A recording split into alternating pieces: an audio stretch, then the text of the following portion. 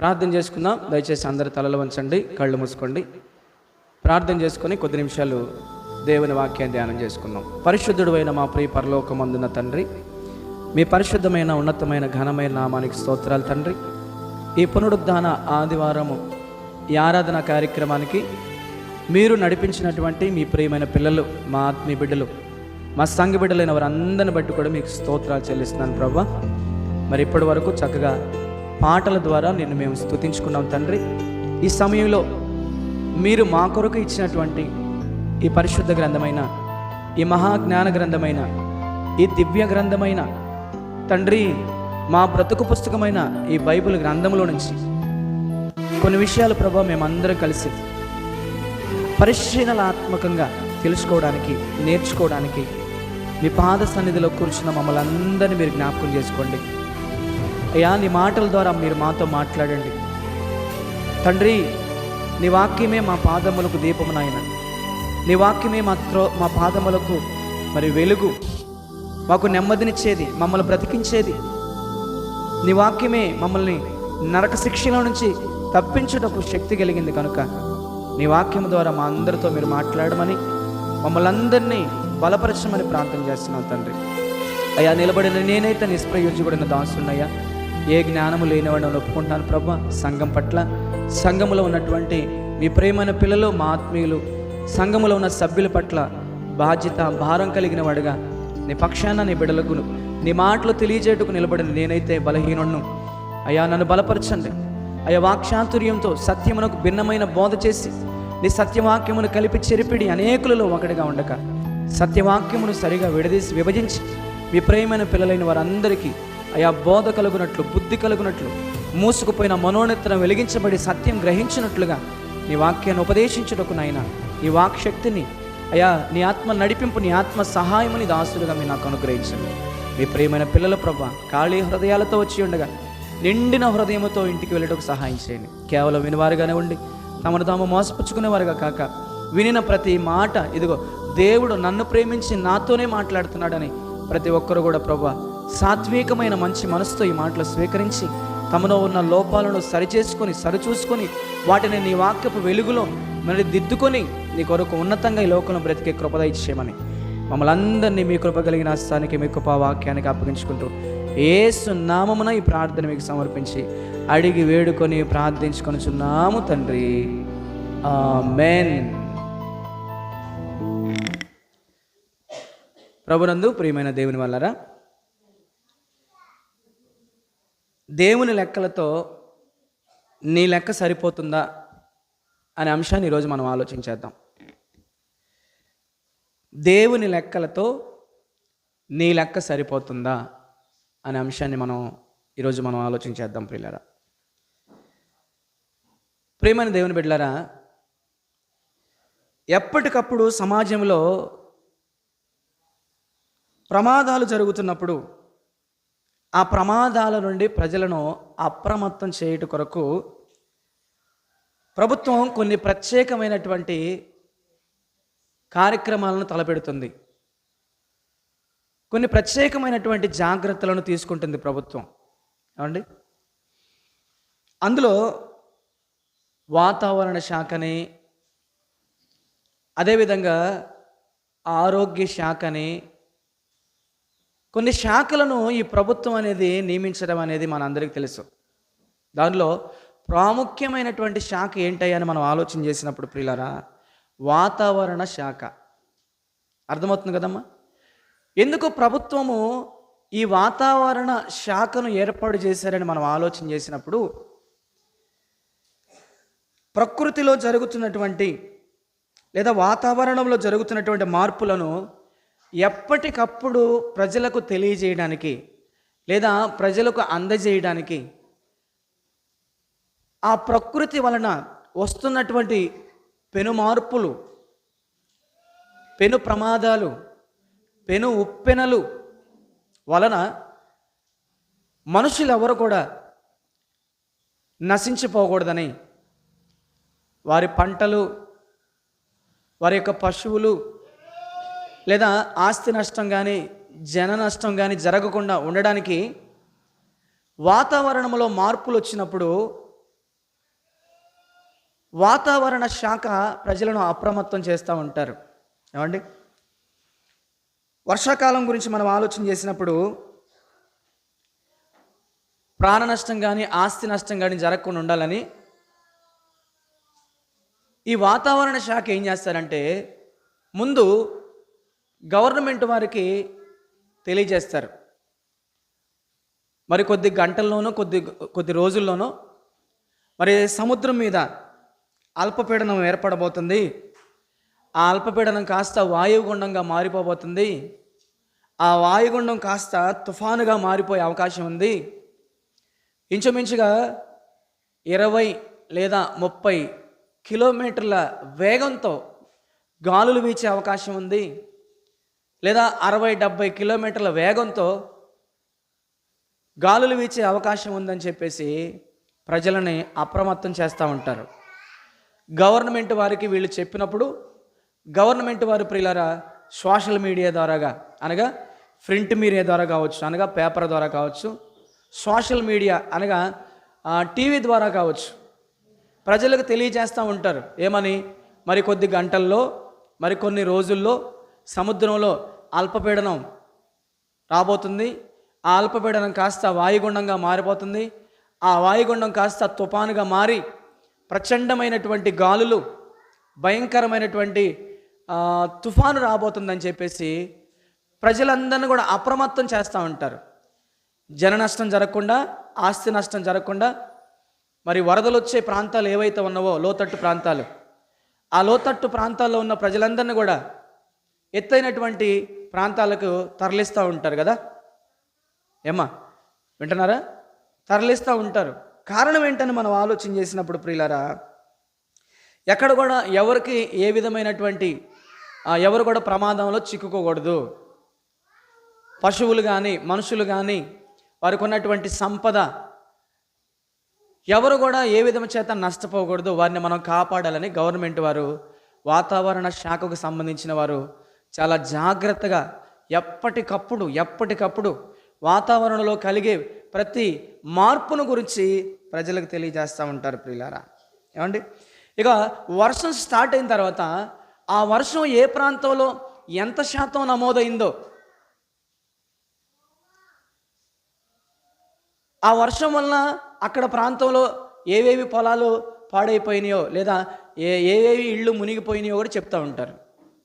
ఏ శాతంలో వర్షం నమోదైందో అనేది అన్నీ కూడా ప్రతిదాన్ని కూడా లెక్కలు వేస్తూ ఉంటారనమాట. వాతావరణ శాఖ ఎంత శాతం వర్షం భూమి మీద నమోదైంది అనే దాని విషయం, ఎన్ని మిల్లీమీటర్లు లేదా వర్షపాతం అయింది, ఎన్ని సెంటీమీటర్ల వర్షపాతం నమోదైంది అనేది అన్నీ చెప్తూ ఉంటారు. ఇది వాతావరణ శాఖ తెలియచేసేటటువంటి లెక్కలు.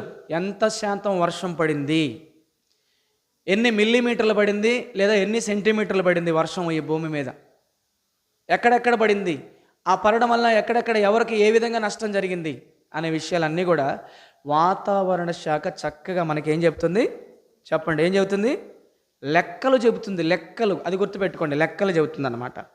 ఇక వేసవి కాలం గురించి కూడా మనకు తెలుసు. వేసవి కాలం అంటే ఏ కాలం అమ్మ? వేసవి కాలం అంటే ఏ కాలం? ఎండాకాలం దాటుకొని మనం వచ్చాం ఇప్పుడు ఈ చలికాలంలోకి. ఆ వేసవి కాలంలో ఎంత ఉష్ణోగ్రత, పగలు ఎంత వేడి, ఎంత ఉష్ణోగ్రత వస్తుందో సూర్యుని యొక్క వేడిని కూడా కొలిచేటటువంటి వాతావరణ శాఖ మనకి తెలుసు. ఇంకా మనం ఆలోచన చేసినప్పుడు ప్రియులరా, చలికాలంలో కూడా ఆ చలిని కూడా కూల్చేటటువంటి పరిస్థితి. సెన్సెస్ పడిపోతుంది అంటారు చాలామంది కదా, ఉష్ణోగ్రత పడిపోతుంది, -డిగ్రీకి వచ్చేసింది, చాలా జాగ్రత్తగా ఉండాలి, చలికోట్ లేకుండా రగ్గులు లేకుండా బయటికి పోవద్దు అని చెప్తూ ఉంటారు. అవునా కదా? అవునా కదా? చెప్పాలి మీరు. అవును కదా?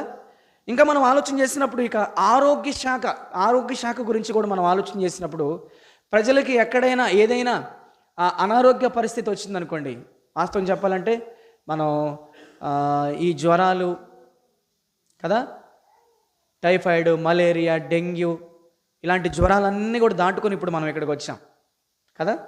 మరి ఇలాంటి వస్తున్నప్పుడు గవర్నమెంట్ వారు, ఆరోగ్య శాఖ చాలా జాగ్రత్తగా పనిచేస్తూ ఉంటుంది. మన ఇళ్ళకి నర్సులను పంపించడం, వారి చేత మనకి ఇంజెక్షన్లు చేయించడం, వారి చేత మనకి మందులు ఇప్పించడం. వినండి, జాగ్రత్తగా వినండి, మధ్యలో ఎవరు మాట్లాడొద్దు. వారి చేత మనకి మందులు ఇప్పించడం చేస్తూ ఉంటారు ప్రియులారా. గవర్నమెంట్ వారు నిజంగా ప్రజల యొక్క క్షేమం కోరి, ప్రజల యొక్క రక్షణ కోరి, ప్రజలు బాగుండాలని ఈరోజు ఆరోగ్య శాఖ కావచ్చు, లేదా వాతావరణ శాఖ కావచ్చు, చాలా బాగా పనిచేస్తున్నారు. కరోనా టైంలో ఎంత బాగా పనిచేశారో మీ అందరికీ తెలుసు. కరోనా టైంలో గవర్నమెంట్ వారు ప్రజలను కాపాడడం కోసం తమ ప్రాణాలు పణంగా పెట్టి కూడా చాలామంది నర్సులు వచ్చి మన ఇళ్ళకి ఇంజెక్షన్లు చేసి మనకు మందులు ఇచ్చి మన వీధుల్లో మన గ్రామాల్లో బ్లీచింగ్ చల్లించి, అంటే ఇదంతా అర్థం ఏంటంటే ఒకటే గుర్తుపెట్టుకోండి, వాతావరణ శాఖ కొన్ని లెక్కలను చెబుతుంది మనకి. ఆరోగ్య శాఖ కూడా ప్రియులారా కరోనా టైంలో ఎంతమందికి కరోనా వచ్చిందో లెక్క చెప్పారు దినం. ఆ కరోనా నుంచి ఎంతమంది విడుదల పొంది హాస్పిటల్ నుంచి సేఫ్గా ఇంటికి వెళ్ళారో లెక్కలు చెప్పారు. అవునా కాదా? మీకు చాలా జాగ్రత్తగా వినండి, చాలా జాగ్రత్తగా వినండి. ఈ లెక్కలు చివరకు మన దగ్గరికే వస్తాయి. ఇప్పుడు చివరికి వెళ్ళిపోయే లోపల అర్థమవుతుంది కదమ్మా. వాతావరణ శాఖ కొన్ని లెక్కలు కడుతుంది. వేసవి కాలంలో వేడిని లెక్క పెడుతున్నారు, చలికాలంలో చలిని లెక్క పెడుతున్నారు. ఆరోగ్య శాఖగా సంబంధించిన వారు ఎంతమంది రోగులు రోజుకు ఎంతమంది వస్తున్నారో, ఎంతమంది ఆరోగ్యవంతులుగా వెళ్ళిపోతున్నారో వీళ్ళకి కరోనా టైంలో మనం చూసాం. ఇది మనందరికీ తెలిసినటువంటి విషయమే. కాబట్టి వేసవి కాలంలో వేడిని లెక్క పెడుతున్నారు, చలికాలంలో చలిని లెక్క పెడుతున్నారు, ఆరోగ్య శాఖ లెక్కలు పెడుతుంది. అంతరిక్షంలో ఉన్నటువంటి నక్షత్రాలను కూడా ఈరోజు చాలామంది లెక్క పెడుతున్నారు కదా. అంతరిక్షంలో ఉన్నటువంటి నక్షత్రాలు లేదా గ్రహాలను కూడా ఈరోజు లెక్క పెట్టడం కోసం ఆకాశంలోనికి కొన్ని మిషన్స్ పంపిస్తున్నారు నాసా శాస్త్రవేత్తలు, అంతరిక్షంలో ఉన్న నక్షత్రాలను లెక్క పెట్టడానికి. తర్వాత గాలి వేగాన్ని కూడా లెక్క పెడుతున్నారు చాలామంది కదా. గాలి ఎంత వేగంతో వీచబోతుందో, ఎంత వేగంతో రాబోతుందో అని గాలి వేగాన్ని కూడా లెక్క పెడుతున్నారు చాలామంది. లెక్కలు, ఇవన్నీ లెక్కలు అన్నమాట. సూర్యుని వేడి లెక్కలు, గాలి వేడి లెక్కలు, చలి లెక్కలు, వాతావరణం లెక్కలు, తుఫాన్ లెక్కలు, ఆరోగ్య శాఖ లెక్కలు. చూడండి ఎన్ని లెక్కలో మీకు అర్థం కావాలి. లెక్కలు లెక్కలు లెక్కలు లెక్కలు. సూర్యుడి వేగాన్ని లెక్క పెడుతున్నాడు, భూమి వేగాన్ని లెక్క పెడుతున్నాడు. అంటే సూర్యుడు ఎంత స్పీడ్లో తిరుగుతున్నాడో లెక్క పెట్టి చెప్తున్నాడు. భూమి ఎంత స్పీడ్లో తిరుగుతుందో కూడా లెక్క పెట్టి మనకు లెక్కలు చెబుతున్నారు. మీకు అర్థమవుతుంది కదమ్మా. కాబట్టి ప్రకృతి అంతా ఎలా తిరుగుతుందో, గంటకి ఈ భూమి ఎన్ని కిలోమీటర్ల వేగంతో తిరుగుతుందో కూడా ఈరోజు శాస్త్రవేత్తలు లెక్కలు కట్టి మనకు చెబుతున్నారు. కాబట్టి ప్రియులరా, ఫైనల్గా మనం ఒక్కటే ఆలోచించాలి. ఇది ఏంటంటే అంటే సూర్యుడికి చంద్రుడికి మధ్య దూరం ఎంత కూడా లెక్క పెడుతున్నారంట. అమ్మ వింటున్నారా? సూర్యుడికి చంద్రుడికి లేదా సూర్యుడికి భూమికి మధ్య ఎంత దూరం ఉందో కూడా లెక్కలు పెట్టి చెబుతున్నారు శాస్త్రవేత్తలు. ఏదేమైనా ఫైనల్గా మనిషి జీవితమే ఎలా మారిపోయిందయ్యా అంటే లెక్కలమయంగా మారిపోయింది. మనిషి జీవితమే లెక్కలు. లెక్కలంటే చాలామందికి ఇష్టం, లెక్కలంటే చాలామందికి కష్టం. లెక్కలు ఎంతమందికి ఇష్టం చెప్పండి? చాలామంది లెక్కలంటే చాలామంది నాకు లెక్కలు రావు అంటారు చాలామంది కదా. లెక్కలంటే కొంతమందికి ఇష్టము, కొంతమందికి ఇష్టం ఉండదు. ఇష్టం ఉన్నా ఇష్టం లేకపోయినా మనిషి జీవితం ఎలా మారిపోయింది అంటే లెక్కలుగా మారిపోయింది. ప్రతిదీ లెక్క పెట్టుకుంటాం. ఇప్పుడు మీ చేతిలో ఒక 50,000 రూపాయలు కట్టించాం, 50,000 రూపాయలు కట్టించాం. కొంతమంది బైబిల్ చదవమంటే బైబిల్ చదవటం నాకు రాదంటారు, మంచిదే. కానీ ఊర్లు కూడా ప్రయాణమే వెళ్ళిపోతారు మరలా, అప్పుడు చదువు రాదు. చదువు రాకపోయినా ఊరు ప్రయాణాలు చేస్తారు కదా. కొంతమంది మాకు చదువు రాదంటారు. ఇదిగో డబ్బులు ఒక 50,000 రూపాయలు కట్ట చేతులు పెట్టామనుకోండి, దాన్ని లెక్క పెడతారు, లెక్క పెట్టరా? అది బాగానే లెక్క పెడతారు. ఇంట్లో పిల్లలకి ఏదైనా ఒక 100 రూపాయలు కొట్టు ధరకి ఇచ్చేసి కొన్ని సరుకులు తీసుకురానా పంపించాం అనుకోండి, దేనికి ఎంతైనా లెక్క చెప్పరా అంటాను కదా. అప్పుడు కూడా లెక్కలు అడుగుతాం.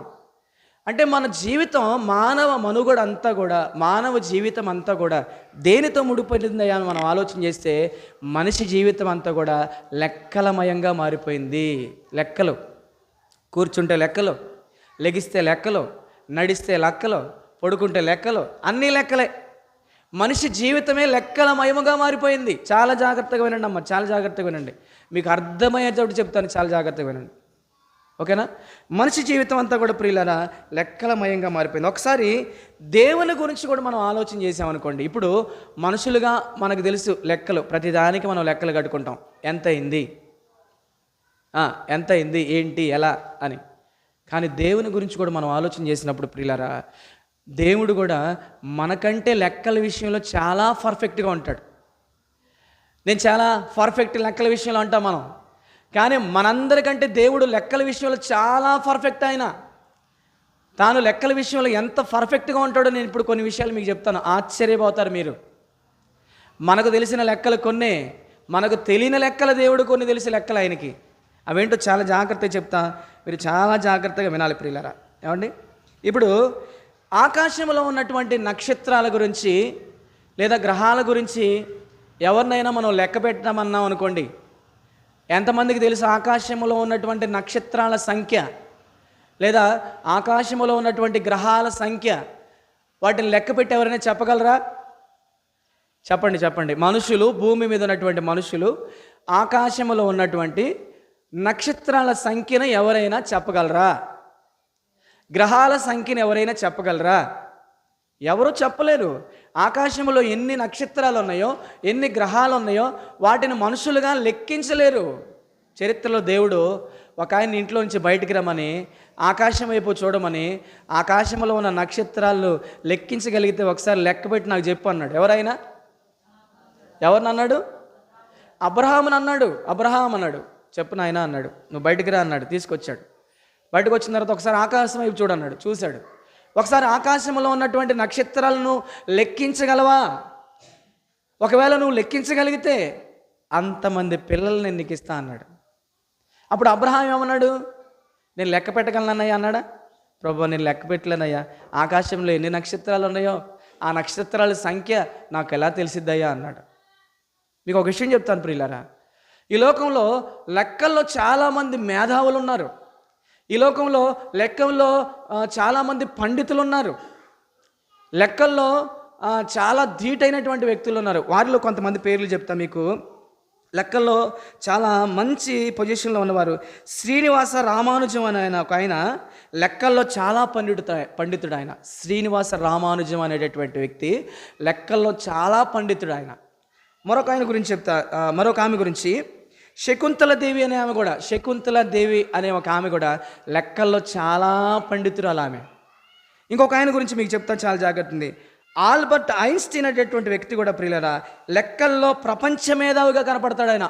ఆల్బర్ట్ ఐన్స్టీన్ అనేటటువంటి వ్యక్తి ప్రపంచంలోనే లెక్కల్లో ద మోస్ట్ ప్రాముఖ్యమైనటువంటి వ్యక్తిగా మనకు కనపడతాడు ఈయన లెక్కలు వేసే విషయంలో. ఏమండి, మీకు ఒక విషయం చెప్తున్నా, లెక్కల్లో వీళ్ళు పండితులైనా, లెక్కల్లో వీళ్ళు ఎంత గొప్పవాళ్ళైనా, ప్రపంచంలోనే పేరుగాంచిన వాళ్ళైనా, నేను ఒక ప్రశ్న అడుగుతా, వారి తలలో ఉన్న వెంట్రుకలు లెక్క పెట్టి చెప్పగలరా? మీకు అర్థమైందా? మళ్ళీ చెబుతున్నా, లెక్కల్లో వీళ్ళు పండితులే. శ్రీనివాస రామానుజన్ ఆయన లెక్కల్లో ఈయన పండితుడే. శకుంతలదేవి పండితురాలే. ఆల్బర్ట్ ఐన్స్టీన్ కూడా లెక్కల్లో ప్రపంచ మేధావి ఆయన లెక్కల్లో. మరి వీళ్ళందరూ వాళ్ళ తలలో ఉన్నటువంటి వెంట్రుకలు ఎన్నో వాళ్ళు లెక్క పెట్టి చెప్పగలరా? సరే మీరు చెప్పండి, నా తలలో ఎన్ని వెంట్రుకలు ఉండే పాస్టర్ గారు, నేను లెక్క పెట్టానని చెప్పండి ఎవరైనా. మీ ఇక్కడ ఉన్న వాళ్ళు ఎవరైనా, లేదా మైక్ శబ్దం ద్వారా వినేవాళ్ళు ఎవరైనా సరే, నా తలలో ఎన్ని వెంట్రుకలు ఉన్నాయి, నేను ప్రతిదీ లెక్క పెట్టి చెప్పానని చెప్పగలరా? మన తలలో ఉన్న వెంట్రుకలే మనం లెక్క పెట్టి చెప్పలేమే ఎన్ని ఉన్నాయో. మరి ఆకాశ మండలములో నక్షత్ర రాసులు ఉన్నాయంట, కుప్పల కుప్పలుగా ఆకాశంలో. ఈ విశాల విశ్వంలో ఈ భూమి అనేది ఒక నక్షత్రం, ఒక గ్రహం, భూగ్రహం అన్నారు దాన్ని, అంతే. ఇలాంటివి ఈ విశాల విశ్వంలో నక్షత్ర రాసుల మండలాలు ఉన్నాయంట, కుప్పల కుప్పలుగా ఉన్నాయంట. తెలుసా మీకు? వాటన్నిటిలో ఈ భూగ్రహం ఒకటి, భూగోళం ఒకటి, అంతే. మరి వాటన్నిటిని లెక్క పెట్టగలమా? మనం లెక్క పెట్టగలం. మరి ఎవరు లెక్క పెట్టగలరు? ఎవరు లెక్క పెట్టగలరు మరి? చెప్పండి, పూర్తి చేయండి అమ్మా. ఎవరు లెక్క పెట్టగలరు? దేవుడు ఒక్కడే లెక్క పెట్టగలడు. ఎందుకు లెక్క పెట్టగలడు చెప్పండి? సృష్టించిన వాడు ఆయన కాబట్టి ఎన్ని నక్షత్రాలను ఆయన ఈ లోకంలో సృష్టించాడో ఆయనే చెప్పగలడు. ఇక ఎవరు చెప్పలేరాయా నాకు ఆకాశంలో ఉన్న నక్షత్రాలని ఎవరు చెప్పలేరు. ఒకసారి 147వ సంకీర్తన 4వ వచనం చదువుదాం, చూద్దాం. తలలో ఉన్న వెంట్రుకలే మనం లెక్క పెట్టి చెప్పలేమే, మరి దేవుడు కలుగు చేసిన ఆకాశం అందున్నటువంటి నక్షత్రాలను గ్రహాలను మనం లెక్క పెట్టి చెప్పగలమంటే మనం చెప్పలేము. మరి వాటిని కూడా ఎవరు లెక్క పెట్టి చెప్పగలడు అంటే ఇక్కడ చదువుదాం, ఒకసారి చూడాలి, దయచేసి అందరూ చూడాలి. కీర్తన 147వ కీర్తన 4వ వచనం, 147వ కీర్తన 4వ వచనం. అందరూ బైబిల్ తెరిచి మీరు రిఫరెన్స్ రాసుకోండి చక్కగా. దేవుని లెక్కలతో నీ లెక్క సరిపోతుందా లేదా అని చూద్దాం. చూడండి, 147వ సంకీర్తన 147వ సంకీర్తన 4వ వచనం. నక్షత్రముల సంఖ్యను ఆయనే నియమించి ఉన్నాడు. ఆయనే అనగా ఎవరు? దేవుడు, యెహోవా. నక్షత్రముల సంఖ్యను, ఈ విశాల విశ్వంలో ఎన్ని నక్షత్రాలు ఉండాలో ఆయన లెక్క పెట్టి, ఇదిగో ఇన్ని నక్షత్రాలు ఉండాలని అన్ని నక్షత్రాలు మాత్రమే పెట్టాడు. వాటిని సంఖ్యను కూడా నియమించాడు దేవుడు. వాటి సంఖ్య కూడా ఆయనకి తెలుసంట. నక్షత్రముల సంఖ్యను ఆయనే నియమించి ఉన్నాడు. వాటికన్నిటికీ పేర్లు కూడా పెట్టి ఉన్నాడు అంటే చూడండి ప్రియులారా, నిజంగా గాడ్ ఈజ్ గ్రేట్. దేవుడు చాలా గొప్పవాడు. ఆకాశంలో ఉన్నటువంటి నక్షత్రముల సంఖ్యమును నియమించిన వాడే. ఎన్ని నక్షత్రాలు ఉండాలి ఈ విశ్వంలో అని ఆ నియమించినటువంటి ఆ సంఖ్యలో ఉన్న నక్షత్రాలకు కూడా పేర్లు కూడా ఆయనే పెట్టాడంట. అమ్మ, నక్షత్రాల పేర్లు మనకు తెలుసా? నక్షత్రాల సంఖ్య మనకు తెలియదు, తర్వాత నక్షత్రాలకు ఉన్న పేర్లు కూడా మనకు తెలియదు, కానీ దేవుడికి తెలుసంట ఆ పేర్లు. నక్షత్రాలకు పేర్లు పెట్టి పిలుస్తున్నాడంట ఆయన. చూస్తారు ఒకసారి యోబు గ్రంథం 38వ అధ్యాయము 31, 32, 33 వచనాలు చదువుదాం ఈ సమయంలో.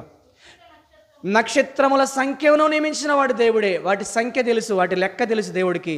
అంతేకాదు ఆ నక్షత్రముల యొక్క పేర్లు కూడా ఆయనకి తెలుసంట. యోబు గ్రంథము 38వ అధ్యాయము 31, 32, 33 వచనాలు చదువుతూ ఉండగా ఆ మాటలు మీ గ్రంథంలో ఉన్నాయి లేవో చూడాలి. మీరు అందరూ చదువుమా. కృత్రిక నక్షత్రములను నీవు బంధింపగలవా? మృగ శీర్షకుకు నీవు కట్లు విప్పగలవా? వాటి కాలములలో నక్షత్ర రాసులను వచ్చినట్లు చేయగలవా? సప్తర్షి నక్షత్రములను, వాటి ఉపనక్షత్రములను నీవు నడిపింపగలవా? చాలు ప్రియులారా. చూడండి, దేవుడు ఆకాశములో నక్షత్రముల సంఖ్య నియమించడం మాత్రమే కాదు, ఆ సంఖ్య ఎన్నో ఆయనకు తెలుసు. ఆ నక్షత్రములకు పేర్లు కూడా ఆయన పెట్టాడు అన్నట్లుగా మనం చూస్తున్నాం ఇక్కడ. కృత్రిక నక్షత్రములను అన్నాడు. నువ్వు ఇక్కడ ఏ నక్షత్రం అంట? కృత్రిక నక్షత్రము. కృత్రిక నక్షత్రమును నీవు బంధింపగలవా అన్నాడు. 1, 2 మృగశీర్షిక కట్లను నువ్వు విప్పగలవా అన్నాడు. మృగశీర్షిక నక్షత్రములు అంట. మళ్ళా కృత్రిక నక్షత్రములు, మృగశీర్షిక నక్షత్రములు కట్లను విప్పగలవా? 32 వాటి కాలములలో నక్షత్రము రాసులను వచ్చినట్లు చేయగలవా? మళ్ళీ సప్తర్షి నక్షత్రములు అన్నాడు. చూడండి, సప్తర్షి నక్షత్రములను, వాటి ఉపనక్షత్రములను నీవు నడిపింపగలవా? ఆకాశ మండలపు కట్టలను వెరుగుదువా? దానికి భూమి మీద గల ప్రభుత్వం నీవు స్థాపించగలవా? మొత్తానికి ప్రియులారా, ఇక్కడ నక్షత్రాలకు కూడా ఆయన పేర్లు పెట్టాడంట ప్రియులారా. కృత్రిక నక్షత్రాలు, మృగశీర్షిక నక్షత్రాలు, సప్తర్షి నక్షత్రాలు. చూడండి దేవుడు ఎంత గొప్పవాడు చూడండి. కాబట్టి ప్రియమైన దేవుని బిడ్డలారా, ప్రియమైన దేవుని ప్రజలారా, మనిషి జీవితం ఏంటయ్యా అని మనం ఆలోచన చేస్తున్నామంటే మనిషి జీవితమే లెక్కలమయంగా మారిపోయింది. మనిషి అన్నిటిని లెక్క పెడతా ఉన్నాడు. కానీ ప్రియులారా, మనిషి లెక్క పెట్టలేనివి ఏంటయ్యా అంటే ఆకాశంలో ఉన్న నక్షత్రాలను మనిషి లెక్క పెట్టలేడు.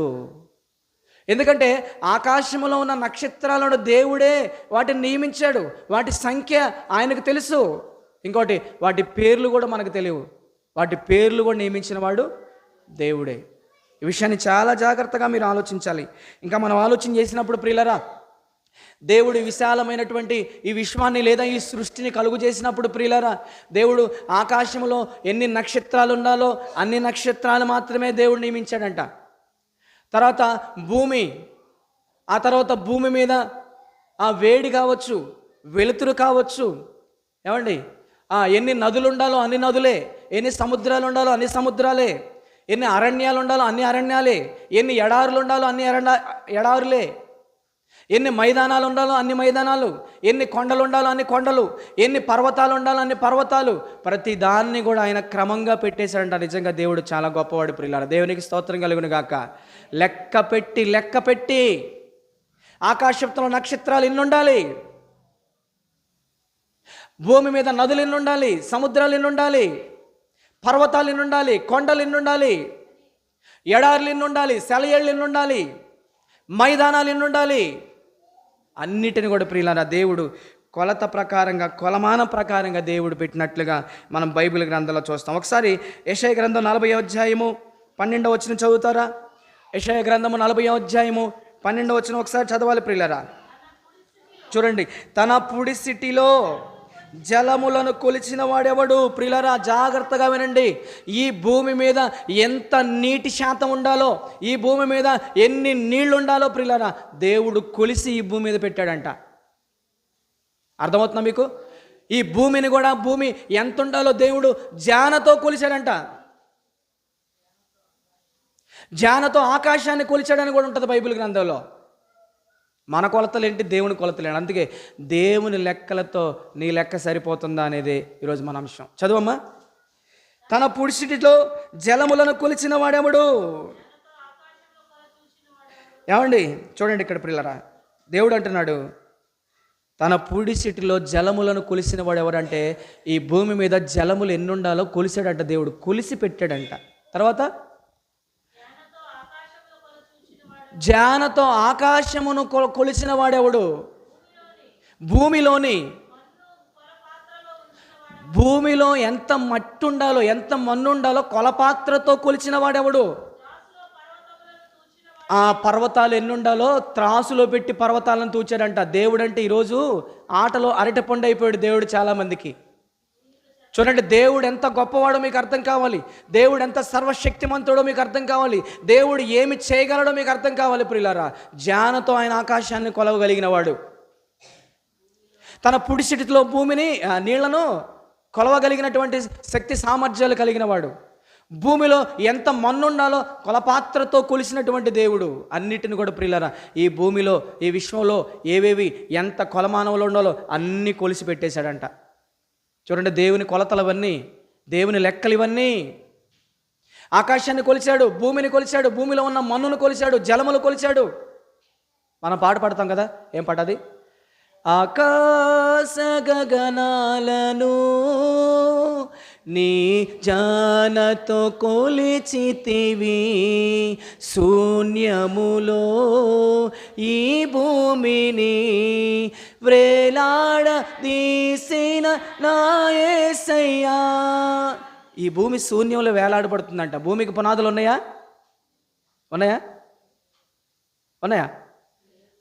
భూమికి పునాదులు వేసినప్పుడు అంటాడు యోబు గ్రంథంలో, భూమికి పునాదులు వేసినప్పుడు నేను ఎక్కడ ఉన్నాను అంటే, ఈ భూమికి పునాదులు ఎక్కడ వేశాడు? ఆకాశంలో వేశాడు దేవుడు. ఆకాశంలో ఎవరైనా పునాదులు వేయగలరా? భూమి ఉంది కాబట్టి భూమి మీద పునాదులు వేస్తున్నాం. భూమి ఉంది కాబట్టి ఈరోజు చాలామంది వాస్తులు చూస్తున్నారు. చాలామంది వాస్తులలో ఏదయ్యా వాస్తవం గుర్తుపెట్టుకోండి. వాస్తులలో ఏమి లేదు, వాస్తవం లేదు. వాస్తు అంతా అవాస్తవం. వాస్తు నమ్మేవాడు పోతాడు ఎక్కడికో. అర్థమవుతుందా? వాస్తులోని వాస్తవం ఎంత అని 1 గంట ప్రసంగం చెప్తా, మీరు విందురు కానీ. విన్న తర్వాత అప్పుడు వాస్తు చూస్తారో చూడరో అప్పుడు చెబుదురు కానీ, ఓకేనా? కాబట్టి ప్రియులారా, దేవుడు ప్రియులారా చాలా గొప్పవాడు. దేవుడి క్రియేటర్ ఆయన క్రియేట్ చేసినప్పుడు ఈ విశాల విశ్వములో ఏది ఎంత ఉండాలో అంత కరెక్ట్గా పెట్టి కొలతల ప్రకారంగా పెట్టాడంట ఆయన. కొలత ప్రతిదానికి కొలత. ఇవి దేవుని లెక్కలని మనం ఆలోచన చేసినప్పుడు ప్రియులారా, మరి మనిషిని కలుగు చేసింది ఎవరు చెప్పండి? ఇప్పుడు మనిషి దగ్గరికి వద్దాం. ఇప్పుడు మనిషిని కలుగు చేసిన ఎవరు? మనిషిని తన పోలిక చొప్పున తన స్వరూపమందు తన స్వరూప స్వభావ లక్షణాలతో దేవుడు మనిషిని కలుగు చేసుకున్నాడు కదా. 6 అడుగుల దేహాన్ని దేవుడు మనకిచ్చాడు, ఈ 6 దేహాన్ని. అయితే ఒక్కటే గుర్తుపెట్టుకోండి, మనకు తెలుసు లెక్కలు, కానీ దేవుని లెక్కలతో మన లెక్కలు సరిపోవాలి అని అంటే ప్రియులారా, ఒకానొక సమయంలో మనము మన పిల్లల్ని ఎలాగైతే లెక్కలు అడుగుతున్నామో, భర్త భార్యని లెక్కలు అడుగుతాడు, భార్య భర్తను లెక్కలు అడుగుతుంది, అంతా కూడా లెక్కలమయం కదా. రేపొద్దున దేవుడు కూడా ఆయన కలుగు చేసినటువంటి ఈ మనుషులమైన మనల్ని, మన దేహంతో మనం జరిగించినటువంటి కార్యక్రమాలన్నిటిని గురించి లెక్కలు అడుగుతాడంట ఆయన. ఏమడుగుతాడమ్మా? లెక్కల్లో ఆయనకి మించిన గొప్పవాళ్ళు లేరు ఇంకా ప్రపంచంలో ఎక్కడైనా చూసుకోండి. లెక్కల్లో ఆయనకి మించిన మేధావులు లేరు, లెక్కల్లో ఆయనకి మించిన పండితులు లేరు. అసలు లెక్కలు సృష్టించిందే ఆయన. కొంతమంది అంటే దానికి కొద్ది లెక్క ఉందలే అంటున్నారు ఈ మధ్య, ఎవరో దానికి కొద్దిగా లెక్క ఉందలే అంటున్నారు చాలామంది. రేపొద్దున దేవుడు కూడా దీనికి కూడా కొద్ది లెక్క ఉందలే అమ్మా అంటాడు దేవుడు. సరిపోతుంది అప్పుడు. దేవుని స్తోత్రం కలుగును గాక. ఒకసారి గడ్డి చెప్పండి, దేవుని స్తోత్రం కలుగును గాక. లెక్కలు అడుగుతాడు దేవుడు, చాలా జాగ్రత్తగా ఉండాలి. ఒకసారి మీ చేతిలో ఉన్న పరిశుద్ధ గ్రంథం తెరిచి కొరింథీయులకు రాసిన 2వ పత్రిక 5వ అధ్యాయం 10వ వచనం, మనందరికీ తెలిసిన వచనం. అపోస్తలుడైన పౌలు గారు కొరింథీయులకు రాసిన 2వ పత్రిక 5వ అధ్యాయం 10వ వాక్యం, చాలా జాగ్రత్తగా వినండి, ఈ రెఫరెన్స్ రాసుకోండి. మనందరిని కూడా రేపు లెక్కలు అడుగుతాడంట దేవుడు. చూడండి, ఎందుకనగా తాను జరిగించిన క్రియలు చొప్పున అవి మంచివైనను సరే, అవి చెడ్డవైనను సరే, దేవుడిచ్చిన ఈ దేహముతో జరిగించిన వాటి ఫలమును ప్రతి వాడును పొందునట్లు. చూడండి, మనమందరం ఇక్కడున్న మనమందరము రేపు క్రీస్తు న్యాయపీఠం వెదుట న్యాయమైన తీర్పు కోసం నుంచోవాలంట. మీకు బోధ చేసే నేను, నా బోధ వినే మీరు, మనందరికీ పెద్దలుగా ఉన్నవాళ్ళు, సంఘములో ఉన్నవారు అందరూ కూడా దేవుడిచ్చినటువంటి ఈ దేహంతో జరిగించినటువంటి కార్యక్రమాలు అవి ఏవైతే ఉన్నావో అవి మంచివైనా అన్నాడు, అవి చెడ్డవైనా అన్నాడు. దేహంతో జరిగించిన ప్రతి దానిని గురించంట రేపు క్రీస్తు న్యాయపీఠం ఎదుట నేను నుంచోవాలి, నా భార్య నుంచోవాలి, నా బిడ్డలు నుంచోవాలి, మీరు నుంచోవాలి, మీ భర్తలు నుంచోవాలి, మీ తల్లిదండ్రులు నుంచోవాలి, మీ పిల్లల నుంచోవాలి. చెప్పండి, ఇక అందరు నుంచోవాల్సిందే. ఎవరిని వదిలిపెట్టాడు దేవుడు. దేశ ప్రధానులు మొదలుకొని, అధికారులు మొదలుకొని, నాయకులను మొదలుకొని, చక్రవర్తులను మొదలుకొని ప్రతి ఒక్కడు ఆయన న్యాయపీఠం ఎదురు నుంచోవాలంట. ప్రతి ఒక్కడు దేవుడికి లెక్క చెప్పాలంట. మేము పాస్టర్లం కదా, మాకేమి లెక్కలు లేవనుకుంటున్నారేమో, మాకే ఎక్కువ లెక్కలు ఉంటాయి, మీకు తెలియదు ఆ సంగతి. విశ్వాసులుగా మీకు లెక్కలు ఉంటాయి, ఇక సంఘ పెద్దలకి అంటారా, ఇక తిరుగుండదు ఆయన లెక్కలకి. ఇక మొదట నిలబెట్టేది నన్ను లెక్కల్లో, నెక్స్ట్ నిలబెట్టేది సంఘ పెద్దల్ని, నెక్స్ట్ నిలబెట్టేది మిమ్మల్ని. గుర్తుపెట్టుకోండి. రేపొద్దున మనం అక్కడ అందరికి వెళ్ళినప్పుడు ఫస్ట్ పాస్టర్గా నన్ను నిలబెడతాడు, తర్వాత పెద్దలు నిలబెడతాడు, తర్వాత విశ్వాసులుగా మిమ్మల్ని అందరిని నిలబెడతాడు. 3 క్యాటర్స్ అన్నమాట. అర్థమవుతుందమ్మా? లెక్కలు ఇవి ఎవరి లెక్కలు? దేవుని లెక్కలతో నీ లెక్క సరిపోతుందా లేదా ఇప్పుడు చూసుకుందాం. లెక్క సరిపోతే చాలా నష్టం అమ్మా. ఈ 2026 సంవత్సరంలోనికి మనం వెళ్ళబోతే ముందుగా మన లెక్కలు మనం చూసుకుందాం. మన లెక్కలు చూసుకుందాం, సరిగా ఉన్నాయా దేవుల్లో లేవా అని చూసుకుందాం. సరిగా లేకపోతే ప్రమాదంలోకి వెళ్తాం, సరిగా ఉంటే బాగుంటాం. ఓకేనా?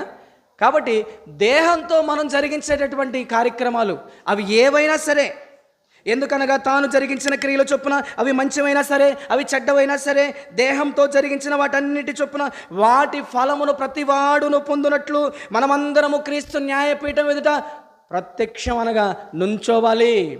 రేపు యేసుక్రీస్తు 2వ రాకడలో వస్తాడు. ఆయన న్యాయపు తీర్పు కోసం సింహాసనం మీద కూర్చుంటాడు.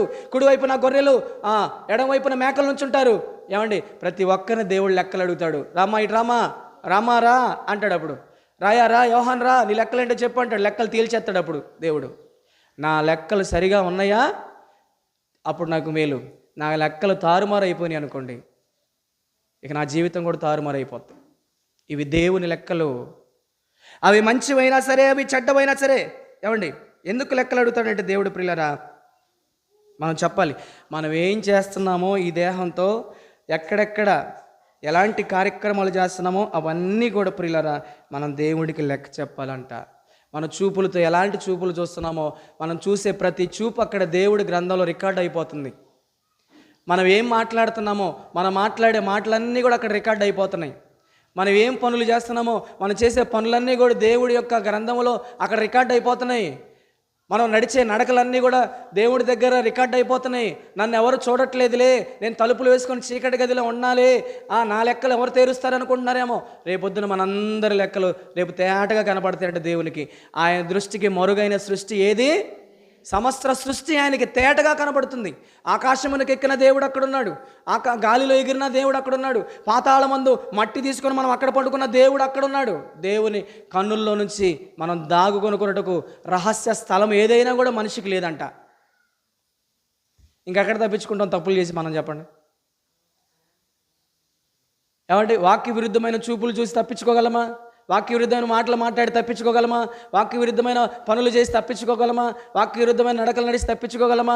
వాక్య విరుద్ధమైన కార్యక్రమాలు, దేవుడిచ్చిన ఈ సుందరమైన ఈ దేహంతో దేవుడిని మహిమపరచవలసిన వాళ్ళమైనగా ఈ దేహంతో మనం చేసిన చెడు కార్యాల గురించి మనం తప్పించుకోగలమా? తప్పించుకోలేము.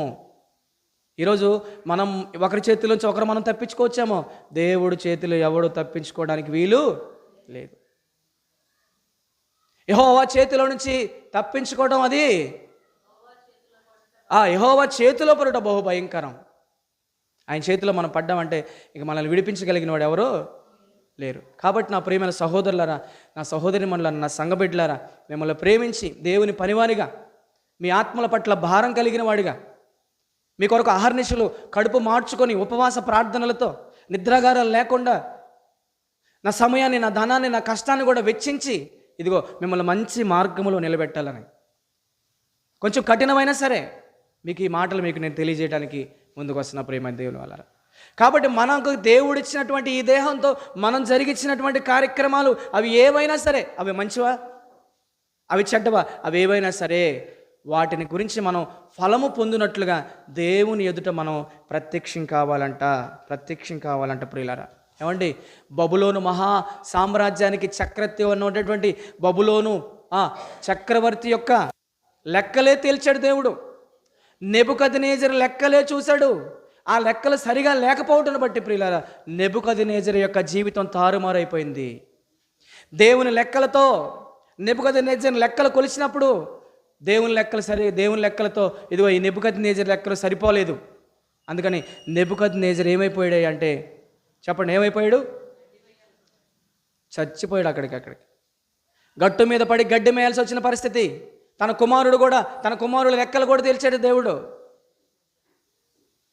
బెల్షస్సరు లెక్కలు కూడా, ఆ లెక్కలు దేవుని లెక్కలతో సరిగా లేవు కాబట్టి ఆ బెల్షస్సరు రాత్రికి రాత్రి ఏమైపోయాడంట? చనిపోయాడు. కాబట్టి దేవుని లెక్కలతో నీ లెక్క సరిపోతుందా? రేపొద్దున దేవుడు మనందరిని లెక్క అడగబోతున్నాడమ్మా. దయచేసి వినండి ప్లీజ్. దేవుడు మనందరిని లెక్క అడగబోతున్నాడు. ఆ లెక్క అడిగినప్పుడు ఆ లెక్కలు మనం చాలా జాగ్రత్తగా ఉండాలి. ఏటేటి గురించి దేవుడు లెక్క అడుగుతాడని మనం ఇంతకుముందు ఆలోచన చేసామంటే ప్రియులారా, చాలా విషయాల గురించి దేవుడు మనందరినీ రేపొద్దున లెక్క అడుగుతాడు. ఒకటి, మనం మాట్లాడినటువంటి మాటల గురించి దేవుడు లెక్క అడుగుతాడు. అడగడా చెప్పండి? తప్పనిసరిగా అడుగుతాడు. దేవుడు మనకు నోరిచ్చాడు. ఆ నోటితో మనం ఏం మాట్లాడాలో ఏం మాట్లాడకూడదో మనకు తెలియాలి. నోరుంది కదా అని చెప్పేసి ఏది పడితే అది మాట్లాడేసామనుకోండి, రేపొద్దున దేవుడు మనం మాట్లాడిన మాటలన్నీ కూడా రేపొద్దున ఏం చేస్తాడు? రికార్డు వినిపిస్తాడు. నేను మాట్లాడలేదయ్యా అన్నా కూడా, నువ్వు మాట్లాడలేదా, సరే కాసేపు అలా ఉండు. ఈరోజు ఆధారాలు ఏం కావాలంట? అరే వీడియో తీయండిరా అంటున్నారు కొంతమంది గొడవలు అవుతున్నప్పుడు. ఈరోజు పోలీసులకు ఏం ఆధారం కావాలంట? రికార్డు చేయండిరా అంటున్నారు కొంతమంది. నీకు నాకు తెలుసు అనుకుంటా వీడియోలు తీయటం, రికార్డు చేయటం.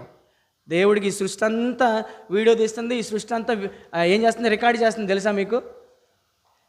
ఆకాశమా ఆలకించన్నాడు, భూమి చెవి యొగ్గు అన్నాడు. అంటే ఆకాశం ఆలకిస్తుంది మనం మాట్లాడేది, భూమి కూడా వింటుంది. రేపొద్దున ఆకాశాన్ని భూమికి మనం సాక్షులుగా నిలబెడతాడంట దేవుడు. నేను మాట్లాడలేదు ప్రభువా, అసలు నాకు ఏమి రాలేదా నోట్లో నుంచి, అటుకే ఒలుసుకొని తింటాం కూడా నాకు రాదయ్యా అన్నాం అనుకో, సరే వినమ్మా అంటాడు దేవుడు. అయితే ఏమంటాడు? నాయన వినయ్యా, సరే విను, నువ్వేం మాట్లాడలేదు కదా, డేటు టైము మొత్తం వినిపిస్తాడు. చాలా జాగ్రత్తగా వినండి. కాబట్టి ప్రియులారా, మనం మాట్లాడే మాటల గురించి రేపొద్దున దేవుడికి మనం ఏం చెప్పాలంట? ఉదయం లేచినది మొదలుకొని సాయంత్రం పడుకునేంత వరకు నేను మాట్లాడే మాటలు లెక్క చెప్పాలి. మీరందరూ మాట్లాడాలి, దేవుడికి లెక్క చెప్పాలి. అర్థమవుతుంది కదా? కొంతమంది సినిమా పాటలు చాలా అందంగా, రమ్యంగా, మధురంగా పాడుతున్నారు, నా చెవులు పడుతున్నాయి అయ్యి. మళ్ళీ చర్చిలోకి వచ్చి మౌకు తీసుకొని చక్కగా దివ్యమైనటువంటి పాటలు పాడుతున్నారు. చాలా జాగ్రత్తగా ఉండండి అమ్మా, దయచేసి ఈ మేలు కూడా చెప్తున్నా. పాడితే దేవుడి పాటలు పాడండి, లేకపోతే సినిమా పాటలు పాడండి. రెండు తలంపుల మధ్య కాసేపు లోకంలో, కాసేపు దేవుల్లో, అటొక గంతు ఇటొక గంతు, అటొక్కాలు ఇటొక్కాలు, రెండు పడవలను పెట్టామనుకో, చివరికి ఏమైపోద్ది మన జీవితం? ఆ గమ్య గోచర పట్ట. చల్లగానైనా ఉండు, వెచ్చగానైనా ఉండు, నులివెచ్చని జీవితాన్ని జీవించొద్దురా దేవుడు అంటున్నాడు. పాడితే దేవుడి పాటలు పాడు. మీ నోట ఏం రావాలి? మీ నోట బూతులైనను, సరస్సోక్తులైనను, పోకిరి మాటలైనను, అల్లరితో కూడిన ఆటలు, పాటలు పాడండి. ఎన్ని పాడతారు? నువ్వు పాడే ప్రతి పాట రేపొద్దున అక్కడ రికార్డ్ అవుతుంది. చాలా ఇష్టం అండి కొంతమందికి పాటలు, సినిమా పాటలు. పాడండి, అక్కడ రికార్డ్ అవుతుంది, పాడండి. చాలా జాగ్రత్త. పరిశుద్ధులమైన మనకి ఇవి తగవు. పాడితే దేవుని పాటలు. మీ నోట ఆశీర్వాద వచనమే రావాలి కానీ బూతులైనను, సరస్వక్తులైనను, పోకిరి మాటలైనను రాకూడదు. ఆశీర్వాద వచనం దేవుడు మిమ్మల్ని దీవించును గాక. అలా రావాలంటున్నాను నేను. వస్తున్నాయా మరి? రాకపోతే మాత్రం రేపొద్దున క్రీస్తు న్యాయపీఠం ఎదుటి నుంచినప్పుడు చక్కగా మనం కాళ్ళతో గంతులు వేస్తాం. అప్పుడప్పుడు సినిమా పాట ఏదైనా వినపడింది అనుకో, అబ్బో కొంతమంది గాళ్ళు ఎగురుతూ ఉంటారు, డ్యాన్సులు. రేపొద్దున ఆ డ్యాన్సులు అన్నీ కూడా నిలబెడతాడు దేవుడి. అక్కడ వేపిస్తాడు డ్యాన్స్. ఎక్కడ? అగ్నిలో వేపిస్తాడు డ్యాన్స్. అక్కడ ఎవరు చెప్పకుండా ఏ రికార్డింగ్ పెట్టకుండా డ్యాన్స్ వచ్చింది అక్కడ. చాలా జాగ్రత్తగా ఉండండి. క్రైస్తవ జీవితం అది చాలా విలువైంది. ఆ జీవితాన్ని కాపాడుకున్నవాడు ధన్యురాలు. రేపొద్దున పరలోకానికి వెళ్ళేది వాళ్ళే. క్రైస్తవ జీవితాన్ని పాడు చేసుకుంటే, అశ్రద్ధగా, అనాలోచనగా, అందరూ బ్రతుకుతున్నట్లుగా నేను బ్రతుకుతున్నానులే అన్నట్లుగా మనం ఉంటే ప్రియులారా, రేపొద్దున ప్రమాదంలో పడిపోయే అవకాశం ఉంది. ఒకరితో మనకు అనవసరం. అమ్మా వినండి, ఒకరితో మనకి అనవసరం. నేను ఎలా బ్రతుకుతున్నాను అనేది నేను చూసుకోవాలి, మీరు ఎలా బతుకుతున్నారని మీరు చూసుకోండి. ఎవరు పవిత్రులు కాదు, ఎవరి వైపు మనం చూడొద్దు. ఎవరి వ్యక్తిగతమైన, ఎవరి భక్తి జీవితాలు, ఎవరి ప్రార్థన జీవితాలు వారు కాపాడుకోండి, ఎవరి రక్షణను వారు కాపాడుకోండి. కాబట్టి ప్రియులారా, మన దేహంతో మనం జరిగించే కార్యక్రమాలు అవి మంచివైనా సరే, అవి చెడ్డవైనా సరే, రేపొద్దున దేవుడికి ఏం చెప్పాలి? లెక్క చెప్పవలసి ఉన్నది. మొదటిగా మనం మాట్లాడే మాటలు లెక్క చెప్పాలి. ఈజీగా మాట్లాడేస్తాం చాలామంది. అసలు దేవుడు మనకు నోరు ఎందుకు ఇచ్చాడు? దీని గురించి కూడా మీకు చెప్తాను, మీరు ఎందుకు ఇచ్చాడు. పశువులకి, జంతువులకి మాటలు ఇవ్వాల దేవుడు ఇచ్చాడా? పశువులు, జంతువులు, కోతులు, కుక్కలు, నక్కలు ఇవన్నీ మాట్లాడతాయా మనకులాగా? అవి మాట్లాడవు. కానీ దేవుడు మనకే మాటలు ఇచ్చాడు. ఎందుకు చెప్పండి? జంతువులకు మాటలు ఇవ్వాల దేవుడు, మనుషులుగా మనకే మాటలు ఇచ్చాడు. ఎందుకు ఇచ్చాడు? ఏ పడితే మాట్లాడదామనే. ఎందుకు ఇచ్చాడు మరి? ఆయన గురించి పాడతామని, ఆయన గురించి ప్రకటిస్తామని ఇచ్చాడు దేవుడు మనకి నోరు. మరి ఆ నోటితో మనం పాడుతున్నామా, ప్రార్థన చేస్తున్నామా, ప్రకటిస్తున్నామా? ఏది పడితే అది మాట్లాడేస్తున్నామా? అందుకనే వాటిని లెక్కలు అడగడు దేవుడు. నేను గొంతిచ్చా, నీకు నోరుచ్చా, నువ్వేం మాట్లాడావో రానైనా నుంచో లెక్క చెప్పు అంటాడు అంతే. అప్పుడు మన లెక్కలన్నీ తారుమారైపోతాయి. జాగ్రత్తగా ఉండండి. నోటి మాటలు. మత్తయి సువార్త 12వ అధ్యాయము 36వ వచనం రాసుకోండి, ముగిస్తాను నేను త్వరలోనే. మత్తయి సువార్త 12:36 వచనం, నేను మీతో చెప్పున్నది ఏమనగా, మనుషులు పలుకు ప్రతి వ్యర్థమైన మాటను గూర్చి విమర్శ దినమున అన్నాడు. చూడండి, విమర్శ అంటే తీర్పు. మనుషులు పలుకు వ్యర్థమైన ప్రతి మాటను గురించి విమర్శ దినమున అనగా క్రీస్తు న్యాయపీఠం ఎదుట మీద కూర్చొని మనల్ని విమర్శించేటప్పుడు, మనల్ని తీర్పు తీర్చేటప్పుడు మన మాటలను బట్టి, మన నోటి మాటలను బట్టి మనం నీతిమంతులనియో, మన నోటి మాటలను బట్టి మన అపరాధాలనియో ఏం చేయబడతామంటే అక్కడ తీర్పు నొందుతాము. అమ్మా, మనం మాట్లాడే మాటల్లోనే మనకు ఎదుటివారికి అర్థమైపోతుంది మనం ఎంత నీతిమంతులమో. మనం మాట్లాడే మాటలను బట్టే అర్థమైపోతుంది ఎదుటివారికి మనం ఎంత అపరాధంలో. ఎదుటివారికి అర్థమైనప్పుడు మనల్ని సృష్టించిన సృష్టికర్తనే దేవునికి అర్థం కాదా? మన హృదయంలో నుంచి ఏ మాట వస్తుందో కూడా, ఇంకొక విషయం, మన నోటలో నుంచి ఏ మాట వస్తుందో కూడా ఆ మాట దేవునికి తెలుసు అంట. రాకమునిపే. వండర్ఫుల్. మన నోటిలో నుంచి మాట రాకమునిపేది దేవుడికి తెలుసు అంటే చూడండి ఎంత గొప్పవాడు దేవుడు. మరి దేవుడు లెక్కలు పెట్టలా? చాలా జాగ్రత్తగా వినండి. మనం ఒక మాట మాట్లాడేటప్పుడు ఈ మాట మాట్లాడొచ్చా, ఈ మాట మాట్లాడకూడదా, నాతో సహా మనందరమే. ఎందుకంటే ఈరోజు రేపటి రోజున ఈ మనం మాట్లాడే మాటల గురించి దేవుడికి లెక్క చెప్పాలి.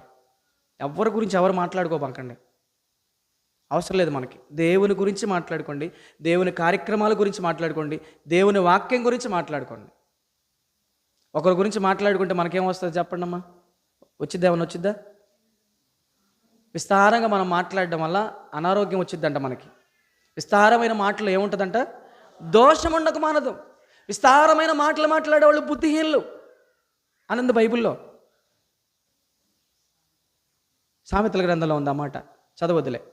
కాబట్టి దయచేసి కొద్దిగా అవసరాన్ని బట్టే మాట్లాడదాం. ఎందుకంటే మన మాటల గురించి రేపు పొద్దున్న దేవుడికి లెక్క చెప్పాలి. కానీ మీరు ఎప్పుడు కూడా ప్రార్థన చేసుకోండి, నోటి పెదవులతో, నోటితో, గొంతుతో.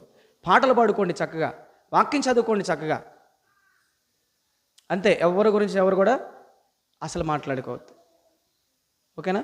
కాబట్టి దేవుడు మన లెక్కలు అడిగినప్పుడు ప్రియులారా, ఆ లెక్కలు చాలా చక్కగా ఉండాలి. రెండవది, దేవుడు మనల్ని ఏ విషయంలో లెక్క అడుగుతాడంటే మన ప్రవర్తన విషయం అంతటిలో దేవునికి మనం లెక్క చెప్పాలంట. ప్రవర్తన, బిహేవియర్, మన ప్రవర్తన ఎలా ఉందో రేపొద్దున దేవుడు లెక్క అడుగుతాడంట మనల్ని. చూడండి, రోమాపత్రిక 14వ అధ్యాయము 11, 12 వచనాలు చదవండి, ముగించుకుందాం. దేవుని లెక్కలతో నీ లెక్క సరిపోతుందా? దేవుని లెక్కలతో నా లెక్క సరిపోతుందా? చూడండి, రేపొద్దున దేవుడు లెక్క అడుగుతాడు మనల్ని మన నోటి మాటలను బట్టి. ఆ లెక్కలు అడిగినప్పుడు దేవుని లెక్కలతో సరిపోవాలి. మన ప్రవర్తన విషయంలో లెక్కలు అడుగుతాడంట. రోమాపత్రిక 14వ అధ్యాయము 11, 12 వచనాలు చూడండి. నా తోడు ప్రతి మోకాలును నా ఎదుట వంగును, ప్రతి నాలుకయు దేవుని స్తుతించును అని ప్రభువు చెప్పుచున్నాడు. గనుక చూడండి, గనుక మనలో ప్రతివాడును తన్ను గురించి దేవునికి లెక్క అప్పగించవలెను అన్నాడు. చూడండి, మనలోనంట ప్రతివాడు ఎవరి గురించి వాళ్ళే, ప్రతివాడు, మనలో ప్రతివాడు తన్ను గురించి దేవునికి లెక్క అప్పగించాలంట. అమ్మ, ఈ మాట బైబిల్లో ఉందా? నా సొంత మాట. ఆ మాట అండర్లైన్ చేసుకోండి, ఒక పెన్ తీసుకొని.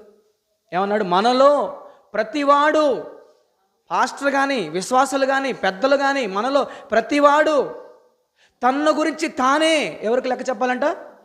దేవునికి లెక్క చెప్పాలి. దేవునికి లెక్క చెప్పాలి. జాగ్రత్త.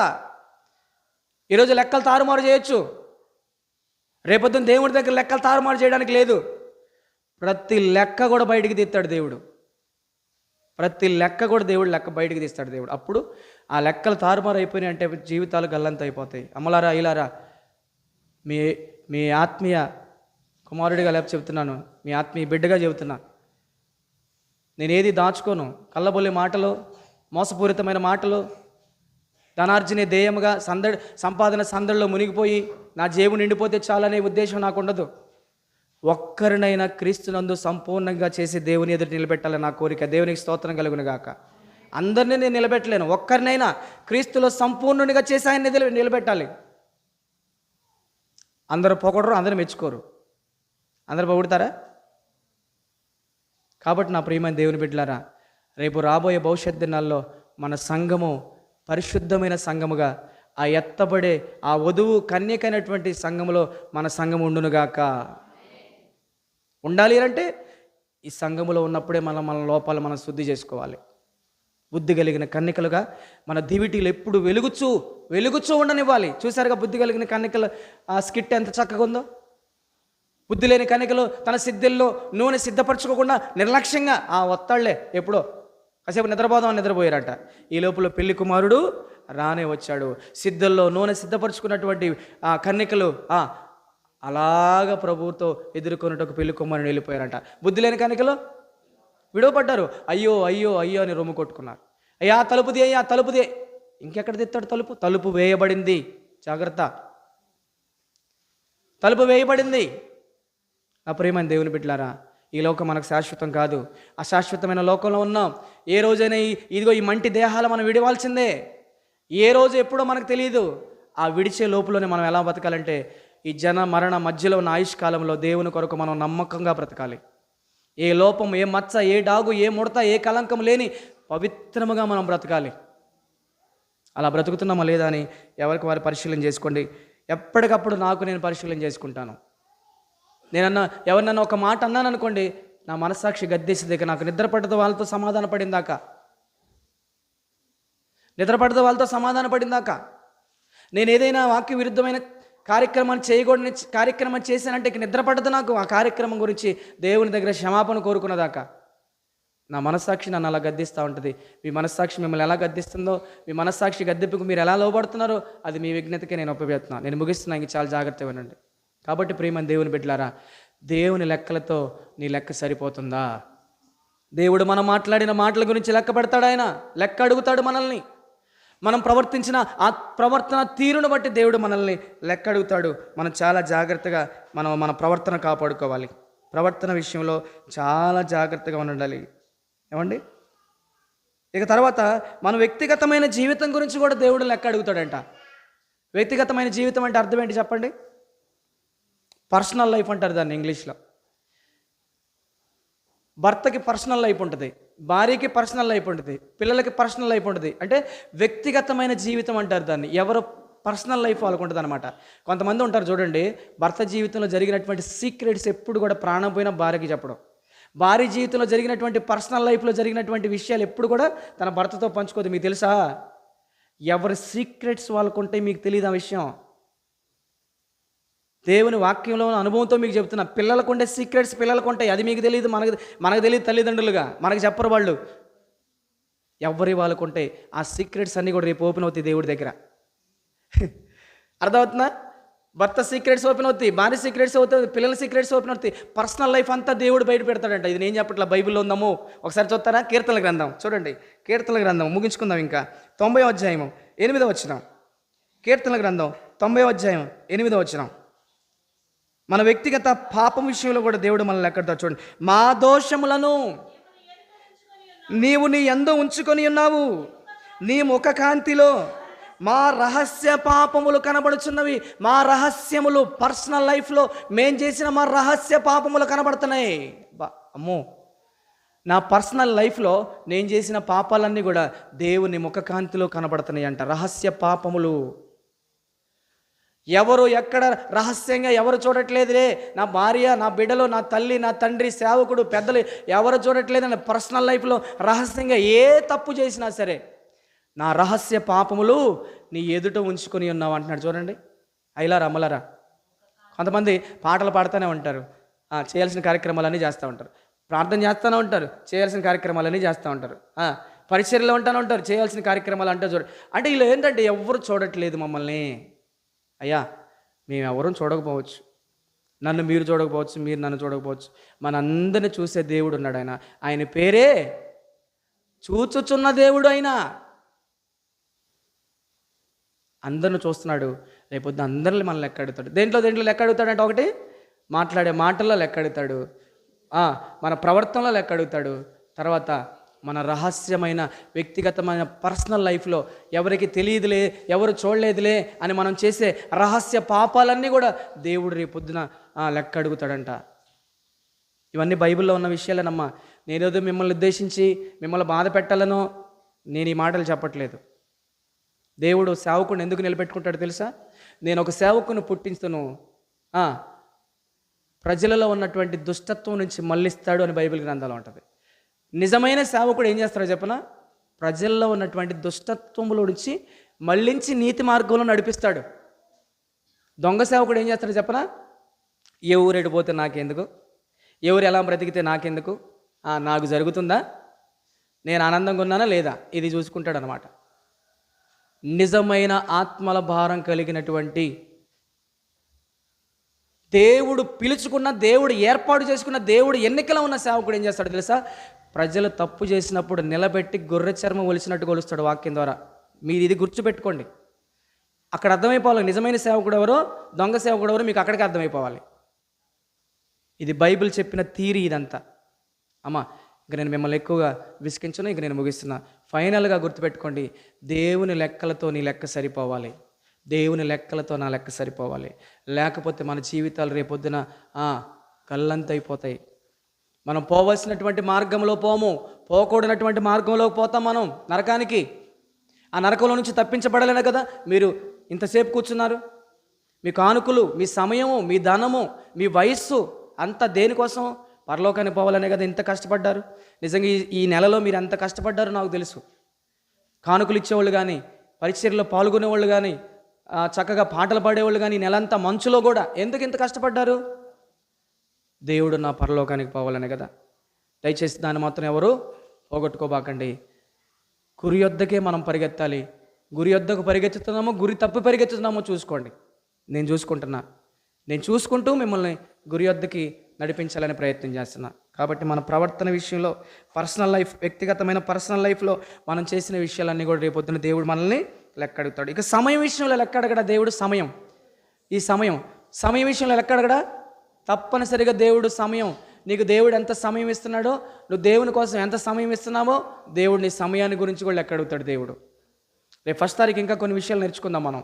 1వ తారీఖు కోడికలో సమయం గురించి దేవుడు లెక్క అడుగుతాడు. దినములు చెడ్డవి కనుక ఎఫెసీ పత్రిక 5:15 సమయము పోనివ్వక సిద్ధపడు మా సంగమా. మనం క్రిస్మస్ కిడ్స్లో విన్నాం ఈ పాట. చాలా నాకైతే మనసు పులకరించింది. సమయము పోనివ్వక సిద్ధపడు మా సంగమా, సిద్ధలో నన్ను నేను సిద్ధముగా చేసుకో, సిద్ధముగా చేసుకో, రారాజు రానయ్యున్నాడు, వేగమే తీసుకెళతాడు అనే పాట చాలా బాగుంది. సల్మాన్ తర్వాత ఆ పాట ప్లే చేయ. కాబట్టి ప్రియమైన దేవుని వల్ల చాలా జాగ్రత్తగా ఉండాలి. సమయాన్ని గురించి దేవుళ్ళు ఎక్కడ? దినములు చెడ్డవి కనుక సమయమును పోనివ్వక అజ్ఞానుల వలె కాక జ్ఞానుల వలె నడుచుకోండి. సమయాన్ని సద్వినియోగం చేసుకోండి. ప్రతిరోజు లేవగానే బైబిల్ చదువుకోవటం, ప్రతిరోజు లేవగానే ప్రార్థన చేసుకోవడం, సంఘంలో కార్యక్రమాలు ఉన్నాయనగానే పరుగును వచ్చి కార్యక్రమాల్లో పాల్గొనడం, పాస్టర్ గారు చర్చిలో ఏమైనా పని ఉందని అడగడం.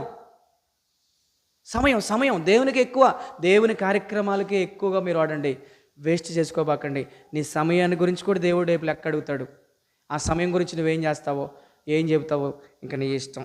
ఏమా, నేనైతే సమయాన్ని పోనివ్వను. నేను డ్యూటీకి వెళ్ళిన తర్వాత ఇంచుమించుగా 1 గంట కళ్ళు మూస్తాను. నేను 2 కళ్ళు మూస్తాను. ఇంచుమించుగా 15 డైరీలు ప్రసంగాలు రాశాను నేను డ్యూటీలో. 15 డైరీలు ప్రసంగాలు. ఒక్కొక్క డైరీలోకి వచ్చేలేకే ఇంచుమించుగా 100 ప్రసంగాలు ఉంటాయి, పిన్ టు పిన్ను. నా ప్రసంగాల్లో, నా డైరీలో ఇది ఒక డైరీ అంతే. మీరు చూసుకోండి తర్వాత ఎన్ని డైరీలు, పిన్ టు పిన్. ఒక్కొక్క ప్రసంగం నాది 10 పేజీలు ఉంటుంది, పిన్ టు పిన్ను. ఆశ్చర్యపోతారు మీరు డైరీలు చూస్తున్నాయి. సమయం దేనికోసం? నువ్వు ఎంత రాసుకున్నావు దేవుని వాక్యాన్ని, అది కూడా లెక్క అడుగుతాడు నీ చేతులతో. నువ్వెంత చదివావో అడుగుతాడు సమయం. ఎన్ని గంటలు చదివావో అడుగుతాడు. నువ్వు ఎన్ని గంటలు ప్రార్థన చేసావో అడుగుతాడు దేవుడు లెక్క. ఎన్ని గంటల సమయం దేవుని సన్నిధిలో నువ్వు వెచ్చించావో అడుగుతాడు లెక్క. ఎన్ని గంటలు దేవుని స్వార్థ కొరకు నువ్వు పరుగులెత్తావో నీ కాళ్ళతో అడుగుతాడు లెక్క. సమయాన్ని వృధా చేయబాకండి. సమయం ఈజ్ గోల్డ్ అన్నారు చాలామంది. సమయం పోతే రాదు. సమయాన్ని గురించి లెక్క అడుగుతాడు. చాలా జాగ్రత్త. నా మాటలు నవ్వుకులుగా ఉండొచ్చాం కొంతమందికి. రేపొద్దున అక్కడికి వెళ్ళినప్పుడు తెలిసిద్ది. అమ్మా, సమయం గురించి లెక్క అడుగుతాడు. చాలా జాగ్రత్త. ఫైనల్గా ఒక మాట ఇక ప్రార్థన చేసుకుందాం. చివరిగా మన దేని గురించి లెక్క అడుగుతాడు మనం ఆలోచన చేసినప్పుడు ప్రియులారా, చివరి మాట మనకిచ్చిన తలాంతుల గురించి కూడా దేవుడు లెక్క అడుగుతాడు. అన్నీ మూసేయండి. ఇంకా ఏమడుగుతాడు? మనకిచ్చిన తలాంతు గురించి కూడా లెక్క అడుగుతాడు. కొంతమందికి ప్రార్థన చేసే తలాంటు ఉంటుంది, కొంతమందికి పాట పాడే తలాంతు ఉంటుంది, కొంతమందికి వాక్యం చదివే తలాంతు ఉంటుంది, కొంతమందికి వాయిద్యాలు వాయించే తలాంతు ఉంటుంది, కొంతమందికి చక్కగా వీడియోలు తీసే తలాంతు, చక్కగా తమ్ముడికి వీడియోలు తీసే తలాంతు, ఎడిటింగ్ చేసే ఆ తలాంతు, కొంతమందికి పరిచర్య చేసే తలాంతు, కొంతమందికి వాక్యం చెప్పే తలాంతు. దేవుడు ఎవరికి ఏ తలాంతు ఇచ్చాడో కనిపెట్టండి. ఆ తలాంతును చక్కగా దేవుని కోసం వాడండి. మీరు వాడపోతే ఒకడికి ఆమె ఎన్ని తలాంతులు ఇచ్చారంట? 5 తలాంతులు ఇచ్చారంట. ఒకడికి ఎన్ని తలాంతులు ఇచ్చారంట? 2 తలాంతులు ఇచ్చాడంట. ఒకడికి ఎన్ని తలాంతులు ఇచ్చాడట? 1 తలాంతు ఇచ్చాడంట. 5 తలాంతులు ఇచ్చినాడేమో 5కి 5 సంపాదించాడంట. అప్పుడు యజమానుడు వచ్చి బలా నమ్మకమైన దాసుడు అన్నాడంట. 2 తలాంతులు తీసుకున్నవాడు 2కి 2 4 సంపాదించాడంట. బలా నమ్మకమైన దాసుడు అన్నాడంట. 1 తలాంతు తీసుకున్నవాడు ఏం చేశాడంటే ఆ 1 తలాంతు తీసి మట్టి తీసి బాగా లోతుగా పాతి పెట్టాడంట. ఏం చేసావు అబ్బాయి అంటే ఏం చేశాడు? నువ్వు విత్తన చేత కోయేవాడు అని, నువ్వు కఠినుడు అని నాకు తెలుసయ్యా, మళ్ళీ ఆ తలాంతు అడుగుతావని నేను దాన్ని జాగ్రత్తగా దాచిపెట్టాడు. చెడ్డ దాసుడు అంటాడట దేవుడు. ఏమంటాడట? చెడ్డ దాసుడు. అరే వీడు కాళ్ళు చేతులు కట్టేసి వెలుపుట చీకటిలో వీడిని, వెలుపుట అంటే నరకంలో అని అర్థం. అలాంటి పరిస్థితి. దేవుడు నీకు ఏ తలాంతు ఇచ్చాడో ఆ తలాంతుని దేవుని కొరకు వాడుదువుగాక. దేవుడి కొద్ది మాటలు మన వెనుకల్లో దీవించిన గాక. ప్రార్థన చేద్దాం. దయచేసి అందరు కళ్ళు మూసుకోండి. ఏమండి, ఎవరిని నేను ఉద్దేశించి మాట్లాడలేదు, ఉన్న వాక్యాన్ని ఉన్నట్లుగా మీకు చెప్పా అంతే. కాబట్టి ఎవరు కూడా పెరార్థాలకు దారి తీసుకోకుండా సాత్వికమైన మంచి మనసుతో ఈ మాటలు స్వీకరించి, తండ్రి ఇదిగో ఈ సంవత్సరాంతపు కూడికలో నాతోనే నువ్వు మాట్లాడావు ప్రభువా, ఈ సంవత్సరం అంతా నా జీవితంలో నా సమయాన్ని నేను వృధా చేసుకున్నానేమో, నా సమయాన్ని గురించి రేపు పొద్దున్న నువ్వు లెక్క అడిగితే నేను ఎదుట నిలబడ్డప్పుడు నేనేం లెక్క చెప్పాలయ్యా అని దయచేసి కొంతమంది అందరూ ప్రార్థన చేసుకున్నాం. అయ్యా నా మాటల గురించి నువ్వు రేపు లెక్క అడుగుతావు, నా ప్రవర్తన గురించి రేపొద్దున నువ్వు లెక్క అడుగుతావు, నా పర్సనల్ లైఫ్ గురించి, నేను చేసిన పాపాల గురించి నువ్వు లెక్క అడుగుతావు. అయ్యా దయచేసి నేను నీ ఎదుట నిలబడ్డప్పుడు దోషిగా నిలబడకుండా, అయ్యా నీ ఎదుట నిలబడ్డప్పుడు ఏ పాపము లేని పరిశుద్ధుడిగా నేను నిలబడాలయ్యా అని దయచేసి ప్రార్థన చేసుకోగలిగితే, అతిక్రమాలు దాచిపెట్టువాడు వర్తిల్లడు, వాటిని ఒప్పుకొని విడిచిపెట్టువాడు దేవుని కనికరాన్ని పొందుతాడు. మా దేవుడు ప్రేమించి నా ద్వారా ఈరోజు నీకు ఈ మాటలు వినిపిస్తున్నాడు. ఆ మాటలు కొంచెం కఠినగానే ఉండొచ్చు, ఆ మాటలు కొంచెం నీకు చేదుగానే ఉండొచ్చు, ఆ మాటలు కొంచెం నీకు బాధగానే ఉండొచ్చు, కానీ దేవుడు నిన్ను ప్రేమించాడు కాబట్టి నీలో ఉన్నటువంటి లోపాన్ని ఆయన ఎత్తి చూపిస్తున్నాడు. సరి చేసుకునే మంచి మనసు మనకు ఉండాలి. అప్పుడే మనం దేవుడిన పరలోకానికి వెళ్తాం. దేవుని లెక్కలతో నీ లెక్క సరిపోతుందా? ప్రార్థన చేసుకున్న పరిశుద్ధ ప్రేమ నమ్మకం కలిగిన మా ప్రియ పరలోకపు తండ్రి, మీ పరిశుద్ధమైన ఉన్నతమైన ఘనమైన నామానికి స్తోత్రాలు ప్రభువా. అయా మీ ప్రియమైన పిల్లలు, మా ఆత్మీయ బిడ్డలందరినీ ప్రభువా దృష్టించి, అయా నా ద్వారా నువ్వు మాట్లాడిన ఈ ప్రతి మాట కొరకై మీకు వందనాలు తండ్రి. నీ లెక్కలతో ప్రభువా మా లెక్కలు సరిపోయేవిగా ఉండాలి ప్రభువా. లేదంటే నీ లెక్కలతో మా లెక్కలు సరిపోకపోతే ప్రభువా, ఆనాడు బబులోను మహా సామ్రాజ్యానికి చక్రవర్తిగా ఉన్నటువంటి ఆ నెబుకద్నెజరు లెక్కలు ఏ విధంగా తేలిపోయినాయో ఆ విధంగా లెక్కలు తేలిగిపోతే ప్రభువా, ఆ లెక్కలు చూసినప్పుడు అయా మా జీవితాలన్నీ కూడా ప్రభువా తారుమారైపోతాయి. కనుక తండ్రి మమ్మల్ని ప్రేమించి అయా మేము బాగుండాలని, మేమందరం నీ పరలోకానికి వెళ్ళాలని ఈరోజు మమ్మల్ని మీరు మీ మాటల ద్వారా హెచ్చరించారయ్యా. అందుని బట్టి కూడా మీకు స్తోత్రాలు. ఈ లోకంలో మేము బ్రతికినంత కాలం అయా మా నోటి మాటలు, అయా మా చూపులు, మా వినికిడి, మా చేష్టలు, మా నడకలు, నీవిచ్చిన ఈ దేహంతో మేము జరిగించే కార్యక్రమాలన్నీ కూడా అవి మంచిగానే ఉండేటకు చూసుకునే కృప మాకు దయచేయండి.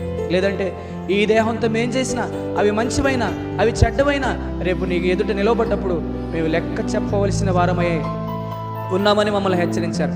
ప్రతివాడు తన గురించి తానే నీకు లెక్క చెప్పాలని కూడా ఈరోజు మాకు నీ వాక్యం ద్వారా మాట్లాడు. నిజమే, నాకు నేనుగా ప్రభా నన్ను గురించి నేను నీకు లెక్క చెప్పాలి. నా భార్య తన గురించి తాను నీకు లెక్క చెప్పాలి. నా బిడ్డలు తమకు తాముగా తమను గురించి నీకు లెక్క చెప్పాలి.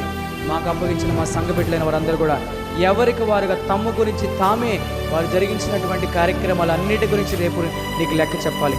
ఆ లెక్కల్లో ప్రభా నీ లెక్కలతో సరిపోయే కృప దయచేయండి. అందుకే ఈ లోకంలో మేము బ్రతుకున్నప్పుడే మా లెక్కలన్నీ కూడా ప్రభా నీ లెక్కలతో చూసుకుంటున్నాం తండ్రి. సరిపోయే కృప దయచేయండి ప్రభా. అయ్యా మా లోపాలన్నిటినీ ప్రభా మేము తీసివేసుకున్న కృప దయచేయండి. మా దోషాలను ప్రభా మీరు క్షమించమని ప్రార్థన చేస్తాం.